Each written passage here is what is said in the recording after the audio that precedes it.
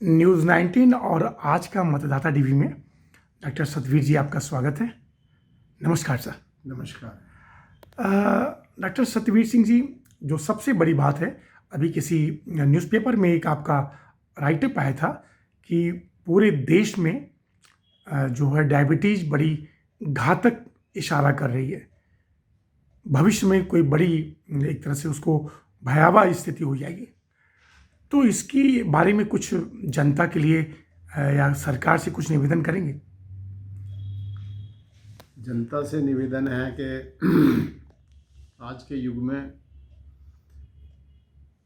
Diabetes बहुत लोगों को अपनी गिरफ्त में ले रही है। इसके लिए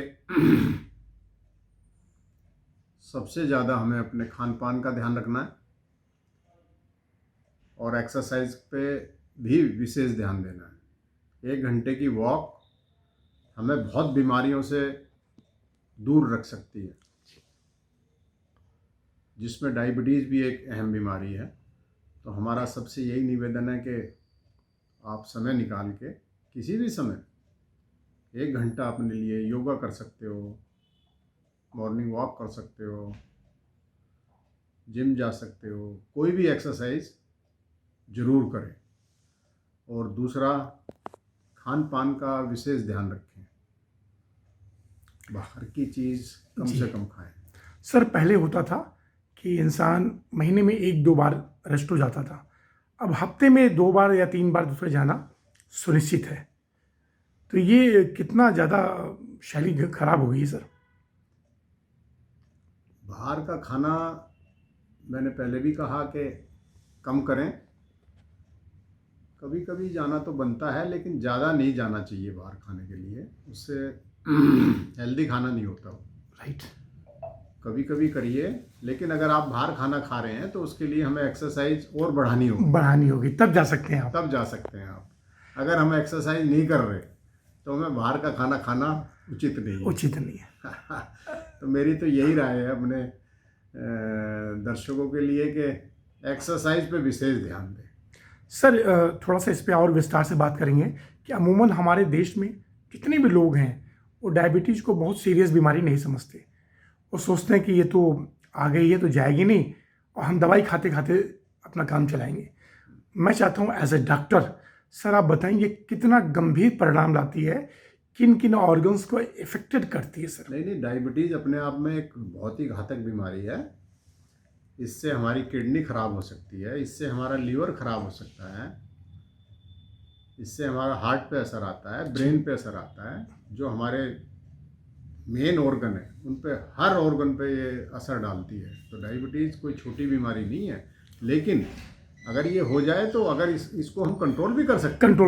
कंट्रोल कर सकते हैं। इससे हम निजात तो पाना बड़ा मुश्किल है, लेकिन कंट्रोल भी रहेगी तो वो भी बहुत बड़ी बात है।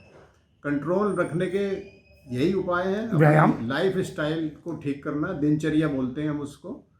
अपनी दिनचर्या ठीक रखनी है। जी। टाइम पे खाना, टाइम पे सोना, स्ट्रेस कम लेना, जी, व्यायाम करना।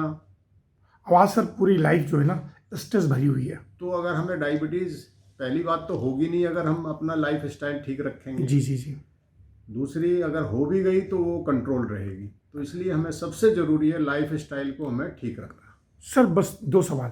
हमारे देश में बहुत भ्रांतियां हैं, उसमें से एक भ्रांति ये है कि अगर हमें डायबिटीज़ है तो हम गुड़ खा सकते हैं।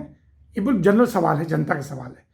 और हम चीनी नहीं खाएं, ये कहाँ तक उचित है सर? नहीं, गुड़ में भी मीठा तो है ना, इंसुलिन तो है ना। जी। तो ऐसी नहीं, गुड़ भी नहीं लेना चाहिए।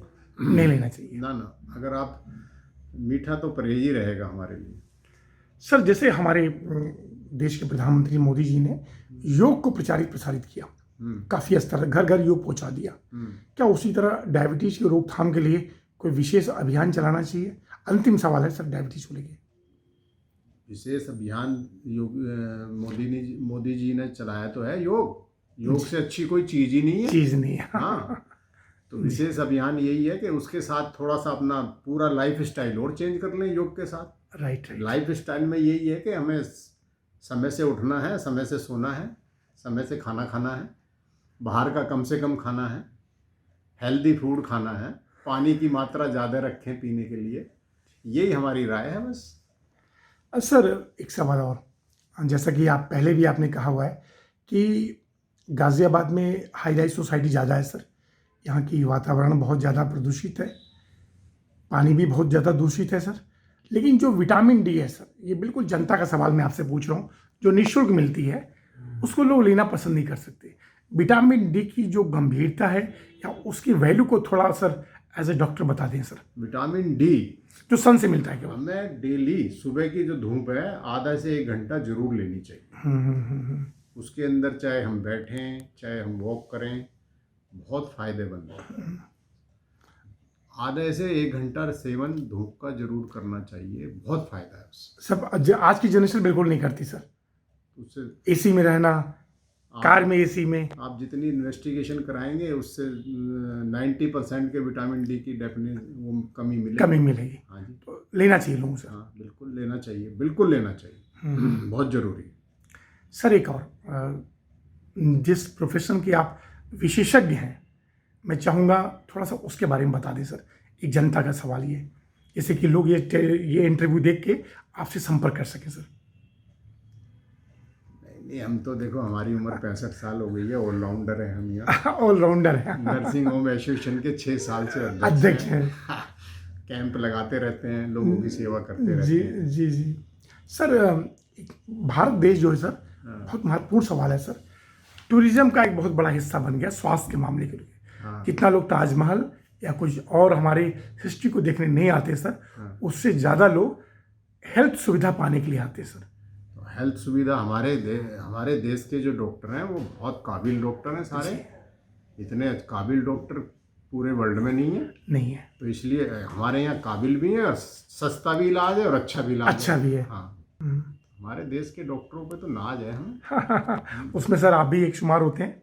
नहीं। और सर आप खेल प्रेमी भी हैं सर, तो जो नर्सिंग एसोसिएशन है वर्तमान में पूरे गाजियाबाद में स्वास्थ्य को लेकर कोई बड़ी मुहिम चलाने वाला है सर? बड़ी मुहिम तो यही है, हम तो चाह रहे हैं कि एक मेडिकल कॉलेज और गाजियाबाद की आए। मोदी जी ने हमारे इतने मेडिकल कॉलेज बनवाए हैं, ये उनका बहुत अच्छा प्रयास है। लेकिन गाजियाबाद में आ जाएगा, गाजियाबाद में भी आ जाए तो और हमें अच्छा लगेगा। जी जी, क्योंकि और ज़्यादा सुविधाएं सर, क्योंकि यहाँ पे सर सरकारी जो सिस्टम है सर केवल रेफर तक सीमित है, रेफर ना हो यहीं इलाज हो सर। नहीं, सरकारी वाले बहुत उनके ऊपर इतना लोड होता है, उसमें कमी नहीं है साहब, वो बहुत मेहनत करते हैं।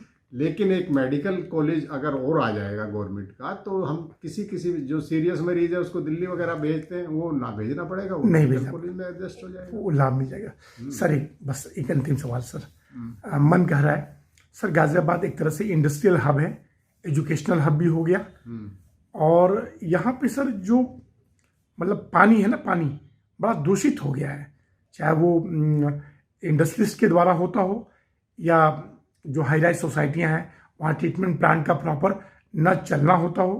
तो इसके लिए सरकार को एक प्रॉपर गाइडलाइन करे जिससे पानी दूषित ना हो।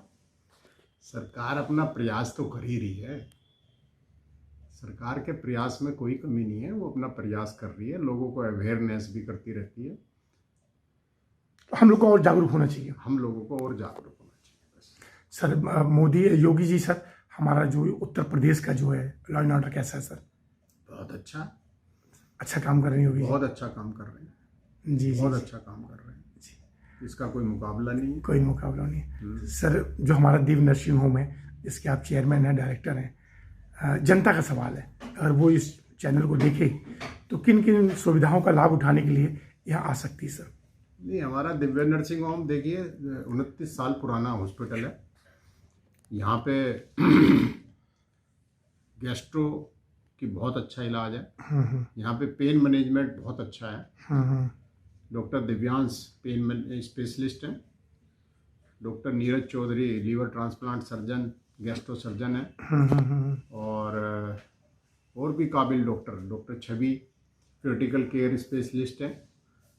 तो हर प्रकार की सुविधा है, पुराना हॉस्पिटल है। 32 साल हो गया सर? नहीं, 29 ईयर्स। मेरे ख्याल से बहुत कम अस्पताल होंगे गाजियाबाद में जो इतने दिनों से रन कर रहे होंगे सर। जी। तो सभी जितने भी स्वास्थ्य संबंधी सेवाएं हैं हाँ, वो यहाँ उपलब्ध हैं। उपलब्ध है। सर, होली आ रही है, देशवासियों को कुछ शुभकामना संदेश। आज शिवरात्रि है, सबसे पहले तो महाशिवरात्रि की सब लोगों को बधाई जी। उसके बाद होली आने वाली है, उसके लिए बहुत बहुत बधाई। चुनाव आने वाले हैं, मेरी तो एक ही विनती है सबसे, वोट जरूर डालें। वोट जरूर डालें। ये निवेदन है, वोट का अधिकार दिया है तो उसको डालें जरूर। डॉक्टर सतवीर जी, आपका बहुत बहुत धन्यवाद।